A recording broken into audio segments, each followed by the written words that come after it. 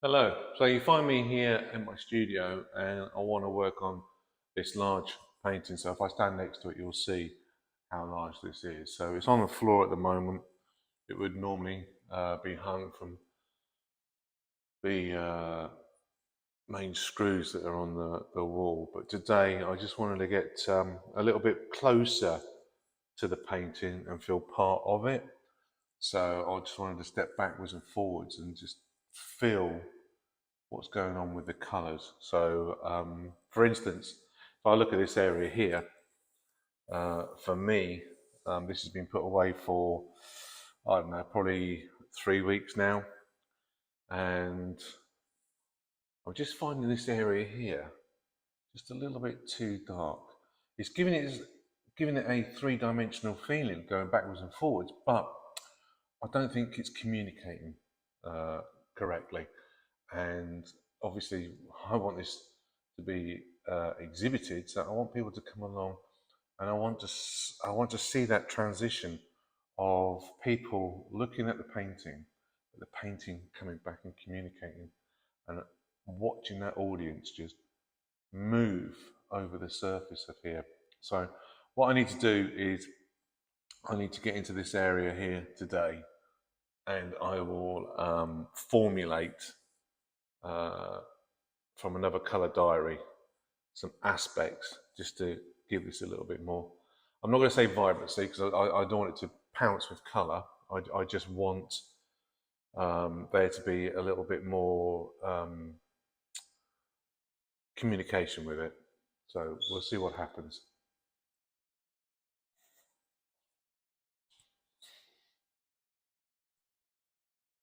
So, like I said before, um, what I'm going to do is I'm going to tackle now this area, and I want to drop a magenta on here.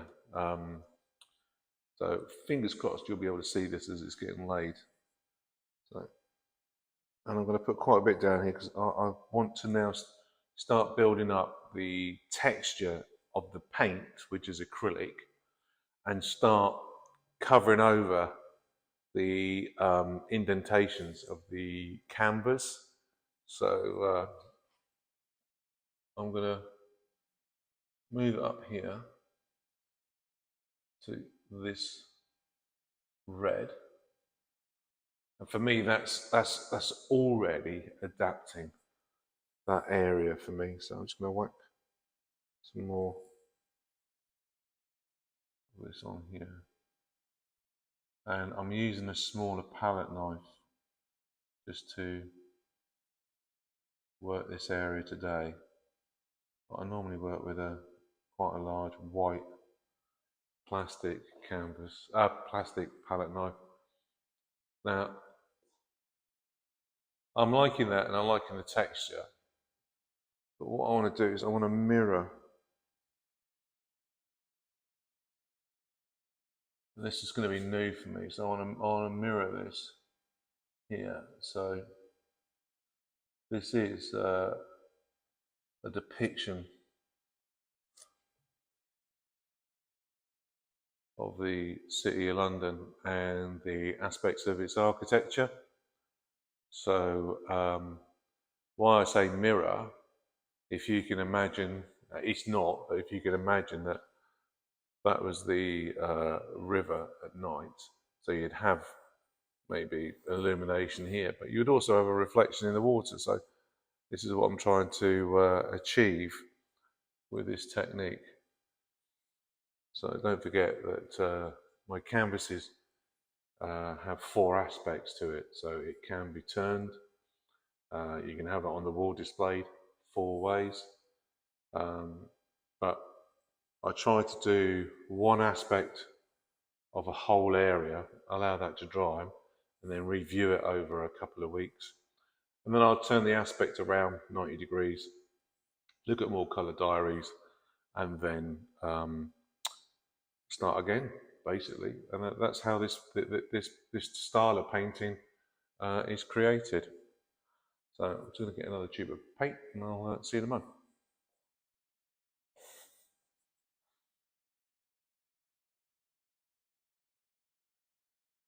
So with that magenta laid down, I'm going to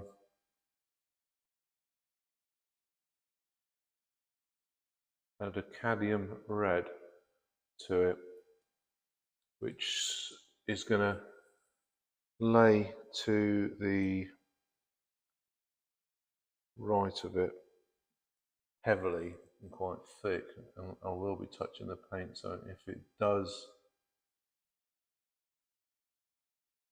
mix, that'd be an addition to what's going on with the communication. So I'm loving that. That's looking really good, and it's echoing on the other reds and orange, which is sitting there. But once again, I am going to go down and mirror this aspect here. So I am hoping that you can actually view this and see it. If not, when I've finished. I think what I'm going to do here is I'm going to do like a square, but I'm just going to drop it down here and allow the paint just to. There you go. So I've allowed the paint or the palette knife just to touch the paint and canvas. Yeah, I'm liking that. I'm liking that a lot. It's saying a lot more to me now. So what I'm going to do is, you might see there's a yellow just here. So what I'm going to do is, I think I'm going to enlarge that area there and get that yellow and strike it down again, but build that yellow up. Fingers crossed.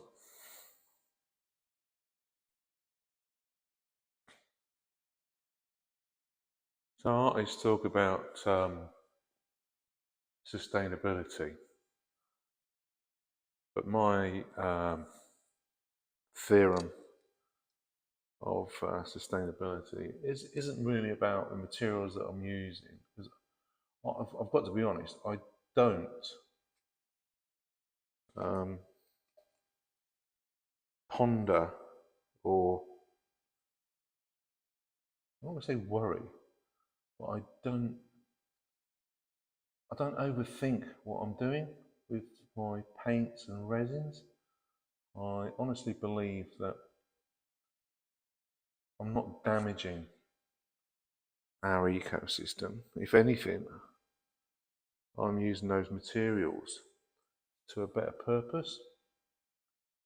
And the longevity of these are going to be over probably 200, 300 years. So if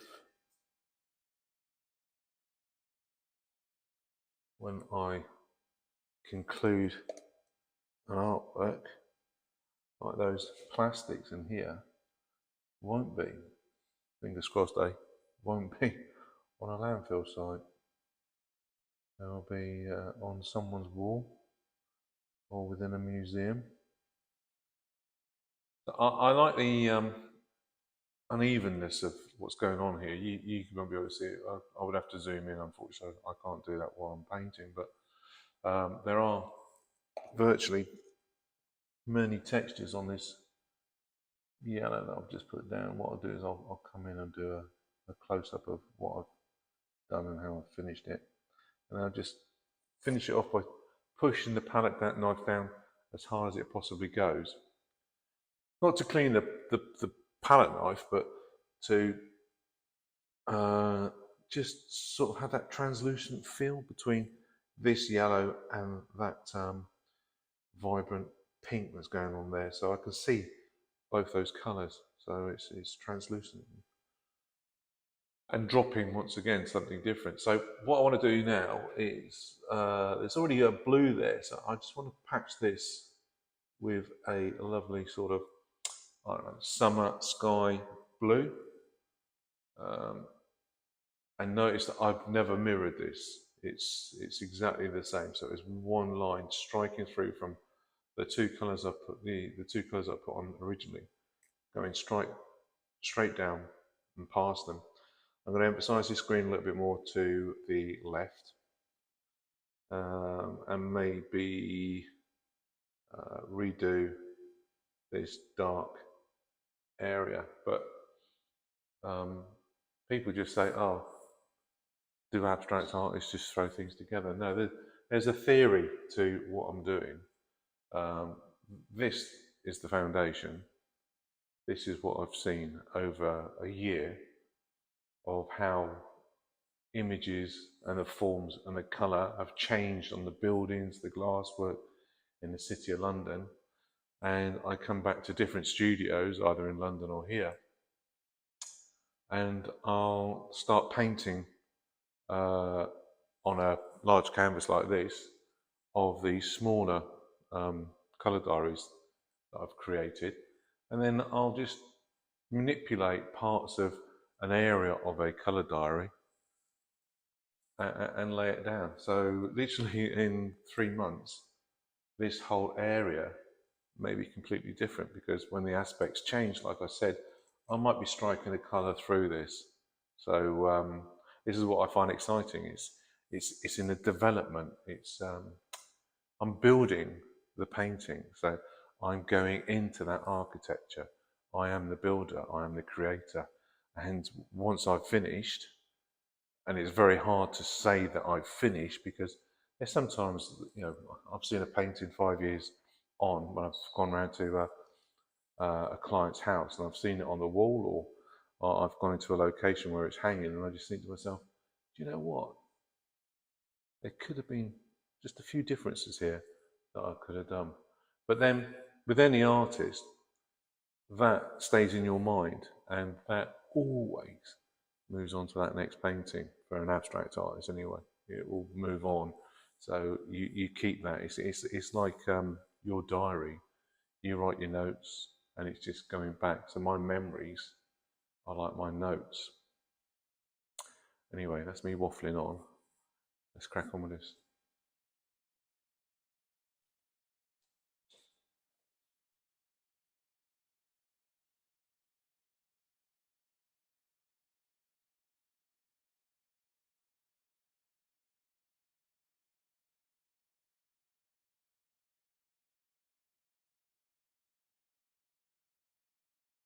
So here we are. This is immensely beautiful. It really is. As you can see, I've changed the aspect of how this painting is going to look when it's on a wall. So I've only moved it up, not even a full foot yet. So you can see how big this painting is going to look to an audience. And when they walk into this far, I want them to become part of that painting. And there is a lot going on. There's a lot of texture, and there's a lot where your eyes are just flicking over what's going on. But if I stand back and view the painting, honestly, wow, that is immense. Those dark images and colour are really pushing back. It's looking like I'm looking on a landscape from above. There's a new aspect I've not thought about before, looking at the world in a different view from above, rather than just looking out onto my architecture and my woodlands. So what I'm going to do is I'm going to conclude the video, and I'm not going to ask you to subscribe. It's too early yet, but please like it or put a comment in those little boxes below, and I hope to start creating these videos more often. I'm going to say a big thank you for watching and staying with me. I'll catch you on the next one. Thank you.